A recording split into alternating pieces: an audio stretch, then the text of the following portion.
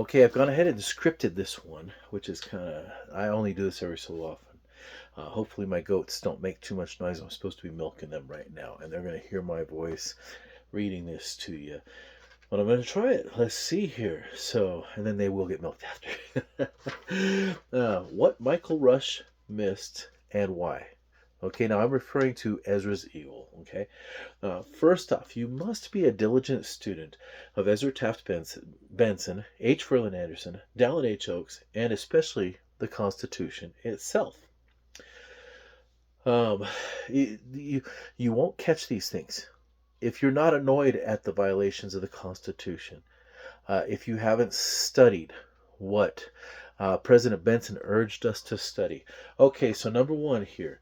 The 1890s introduction of the technocratic college majors and curriculum via donations, particularly from Rockefeller. Okay, so in the 1890s, Rockefeller, super rich guy, began to donate all this money to colleges, major colleges around the universities, promoting all these political science programs, managerial programs, community managerial programs, whatever, I guess.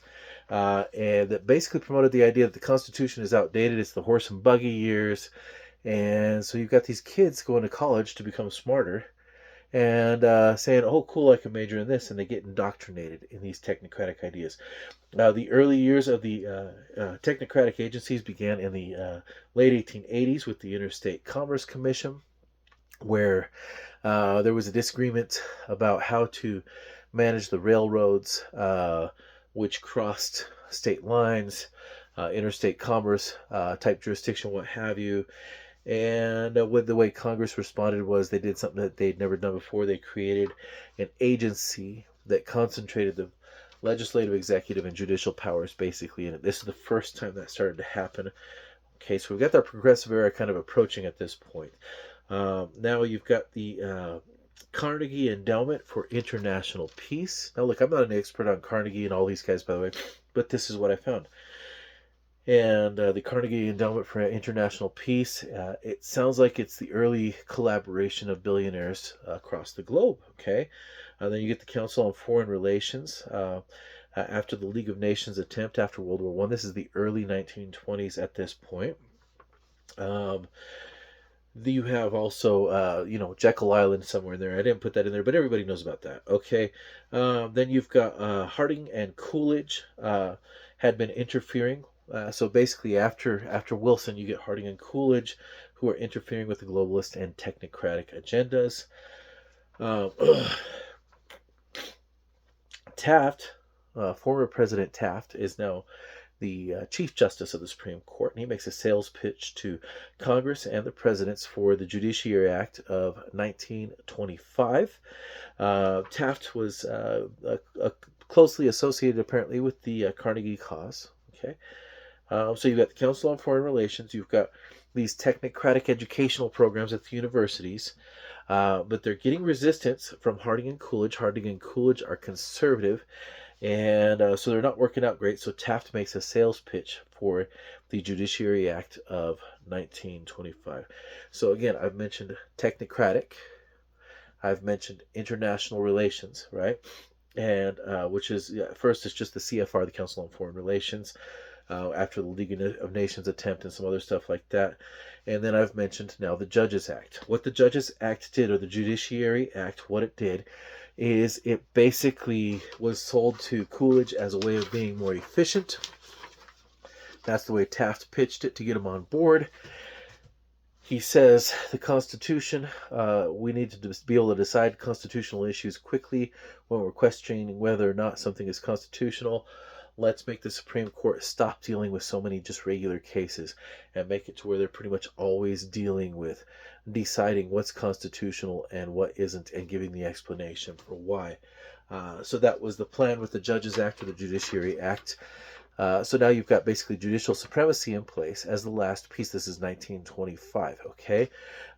Technocratic agencies have been expanding already. Resisted a bit by Harding and Coolidge, but the education program still keeps promoting them.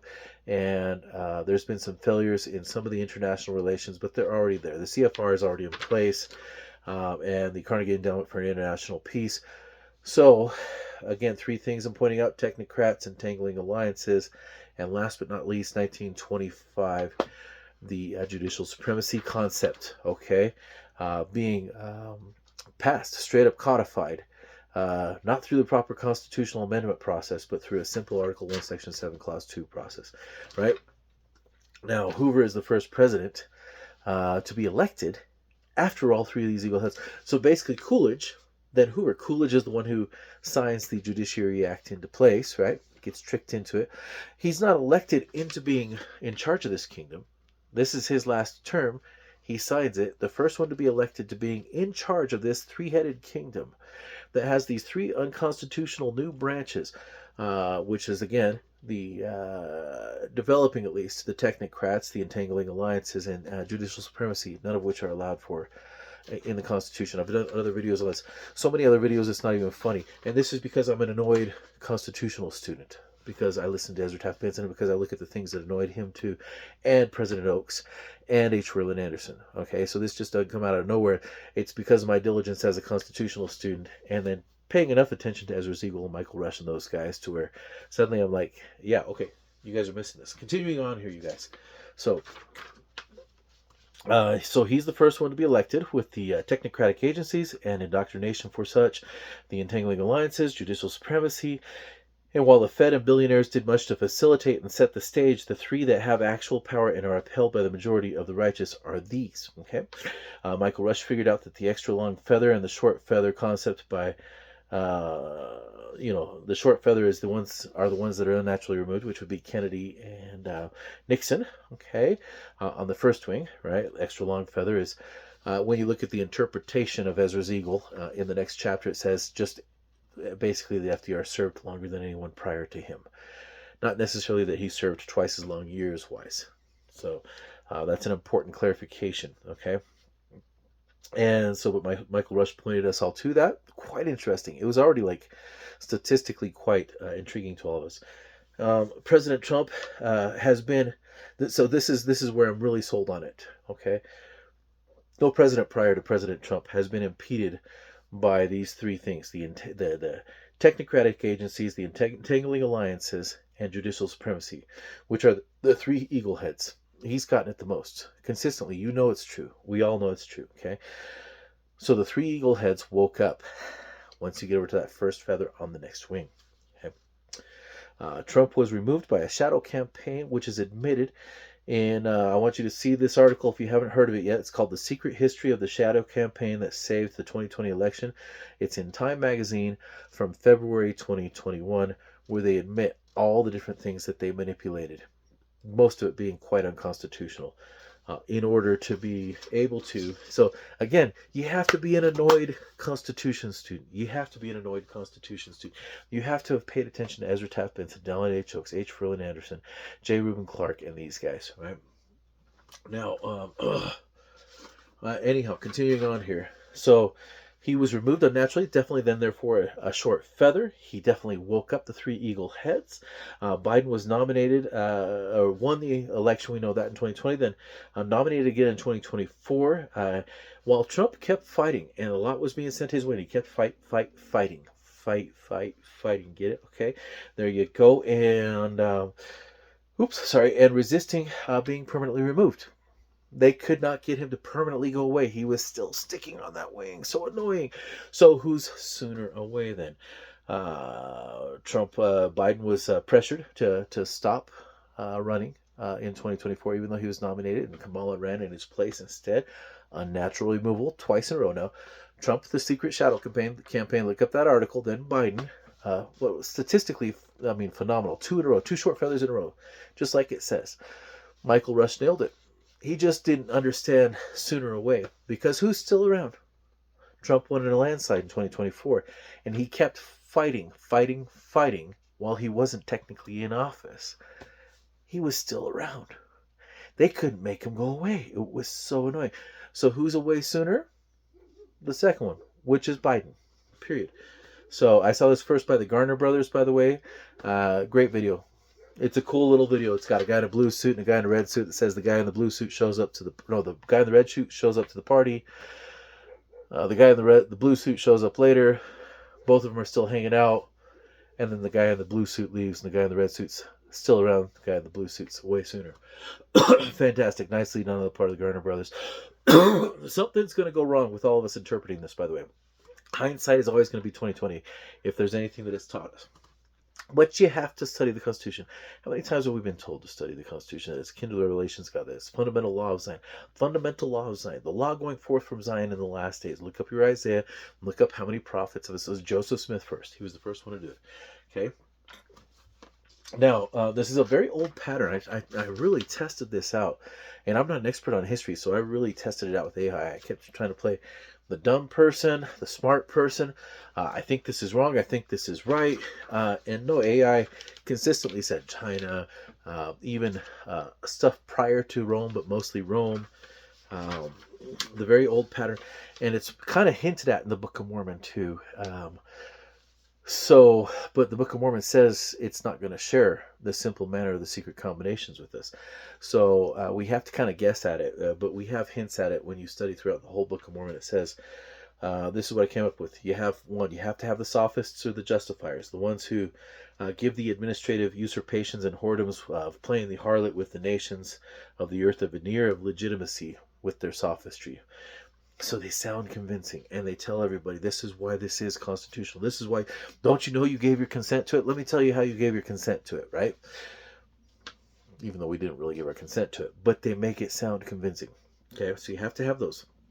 And you have to have your technocratic managers who have power given to them without consent, but are seemingly justified to exercise force because of their supposed expertise. This is a very old pattern. These two things need to be working hand in hand. And one more thing then starts to work hand in hand with it too, which is very important. And that's number 3, the global integrators who resort to expanding their empire by entangling alliances which they prioritize while obligating their legitimate governed population to accept it. Okay, so this is apparently an old pattern. If you're a historian, I'd love to hear comments from you. Sounds about right to me from what I know about Rome and what have you. And definitely it's America right now. We have the courts being the justifiers. We have the technocratic agencies.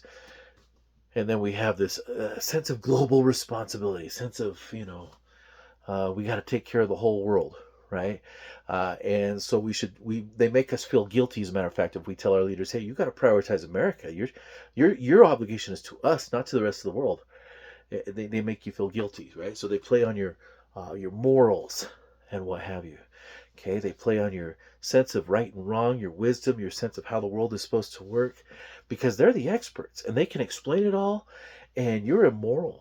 You're immoral, okay? So now the secret combination of the three-headed eagle, or the three-headed eagle, which is the secret combination, is upheld by many of the righteous to the point of deceiving them as they develop more faith in the sophists, technocrats, and globalism than in God, his natural laws, and or his ability to guide them, even when it contradicts the self-proclaimed experts. Thus it is the great and abominable church to which they adhere and convert. So if you want to be prepared to overcome the great and abominable church, may I recommend study 14 Fundamentals for Following the Living Prophet. Okay. Then study the rest of what Ezra Taft Benson said, whether he was the prophet or not. Study H. Rowland Anderson, J. Reuben Clark, Dallin H. Hooks. What they've said on these subject matters. They're not on board with judicial supremacy. They're not on board with really most of this stuff, but they're good at being the peacemakers. And that's an important part. We have to be the peacemakers. We have to find a way to not pound through each other. I'm so much smarter than you are, so suck it up and listen to me. Look, I just happen to be a guy who heard Ezra Taft Benson right while I was taking a really annoying class at ASU where they were trying to convince me of all this big government stuff. I'm like, something feels really wrong. This doesn't feel very enabling. It makes me feel like there's no hope for me unless the government's taking care of me. And I happened to run into an Ezra Taft Benson talk, and I was like, the world makes sense. I've pointed this out before. I didn't go on my mission until I was 25. I should have served under Ezra Taft Benson and gotten home the same year he died, approximately or so. And instead, I served under President Hinckley, right? So I thought I was like being all respectable and stuff, getting my act together, going to college and what have you after my mission. And I'm like, boy, this stuff just doesn't square. It just doesn't feel right what they're teaching me. Then I ran into Ezra Taft Benson's talk. It's very simple. Look up again 14 fundamentals for following the living prophet. I didn't have to, I had a testimony. There was no way I was going on my mission at 25 without having a testimony. It wasn't happening. I was on my knees praying, trying to get my answer because I'm sorry, I was so behind in other things in life. There was no way I was going without a testimony that I was doing the right thing. And so that's what happened. So as far as, the 14 fundamentals for following the living prophet, that's pretty easy for me to accept because of those answers to prayers, right? Because of the foundation there, right? And no, that doesn't mean I'm like holier than thou. I'm not even kind of close to you guys. No, I did go to a shows older because I was a troublemaker, of sorts, or whatever you want to call it. But undisciplined, rowdy, angry, whatever, you name it. So this is what it is. And I think we're supposed to keep studying the Constitution, you guys. It's the fundamental law of Zion. It's a law going forth from Zion in the last days. It's gone forth to most of the earth in one way or another. The only version that the Lord has said he's fully endorsed is ours. Yet the same, President Oaks has said, it's gone to most countries already in one way or another. Whether or how they implement it is up to them. He's a huge believer in agency. We shouldn't be creating this globalist, you do it this way, you do it that. Rather, it's just the idea is so beautiful that people start saying, I want to do it. And compulsion isn't, without compulsory means, it just works. Okay? It's a beautiful, virtuous, charitable way of running a country. In other words, I'm George Washington. I could take charge of everything. But I don't see myself as that important, I don't see myself as justified in violating everything we stood for. So we're going to let the system keep working, right? That's the way it's supposed to happen with constitutions, right? And I think, when you study ours specifically, the text, don't get caught up in judicial review. All it's going to teach you is how they've screwed up the Constitution. Study the text again and again and again. Study the prophets. Study the founders, what they've said about it. Sometimes the founders will say things that don't square with the text of the Constitution. Period. They just won't. And when you start cross-referencing, connecting everything up and stuff like that, you're like, yeah, no, you guys were a little bit too strict about this.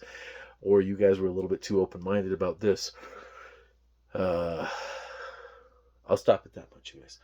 So, Ezra's Eagle, yeah, Michael Rush was spot on. It's a real prophecy. He just was missing with the three heads of the Eagle Kingdom are that rose up against President Trump when he became the president. And because he wasn't an anointed enough Constitution student. But there they are. They were all set in place in 1925, right before Hoover got elected. There you have it. That's them. I guarantee you that's them. They're the ones that have the actual power. They were set up by the people with the money and stuff like that. But the people with the money aren't the three eagle heads. The three eagle heads are those. Those are the ones that have the power that then wake up and start just harassing President Trump more than they've harassed any other president before him. And then they ran the country basically during Biden. Because he definitely wasn't running it. So anyhow, thanks for listening, guys. See ya.